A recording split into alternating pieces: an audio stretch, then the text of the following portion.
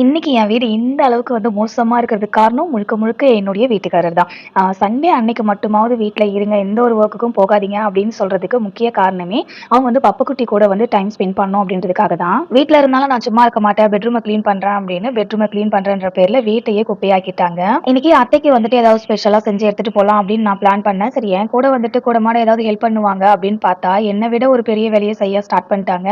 அதுக்கப்புறம் அவங்கள எங்க இருந்து நான் ஹெல்ப்புக்கு கூப்பிடுறது? பப்புக்குட்டி நைட்ல தூங்கும்போது பெட்லயே சுச்சு போயிடுறாங்க. அதனால பெட் கொஞ்சம் பேட் ஸ்மெல் வர போல இருந்துச்சாம். அத நான் அருண் கிட்ட சொல்லியிருந்தேன். ஸோ அதனால அந்த ரூமையே கிளீன் பண்ணி குடுத்துட்டாங்க சண்டே அன்னைக்கு. பப்புக்குட்டி வந்ததுக்கு அப்புறம் டைம் ரொம்ப கம்மியா இருக்கிற போல இருக்கா. அதனால அத்தைய பார்க்க போகும்போது எதுவுமே செஞ்சு எடுத்துன்னு போய் குடுக்க முடியல. இந்த மாரி என்னைக்காவது ஒரு நாள் பிளான் பண்ணி செஞ்சு எடுத்துன்னு போய் குடுத்தா தான் உண்டு.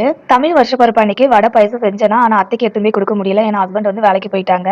ஸோ அதனால அது கொஞ்சம் கில்ட்டியாவே இருந்துச்சா. அதனால தான் இன்னைக்கு பாயாசமும் வடையும் செஞ்சு எடுத்துட்டு போய் குடுத்தேன். வடை சூடா கிறிஸ்பியா இருக்கணும்னு ஹாட் பாக்ஸ்ல போட்டு எடுத்துட்டு போனேன்னா, கடைசில ஹாட் பாக்ஸ்ல இருந்து தண்ணி ஃபார்ம் ஆகி அந்த தண்ணி எல்லாமே வடை மேல பட்டு வடை வத வதன்னு ஆயிடுச்சுங்க.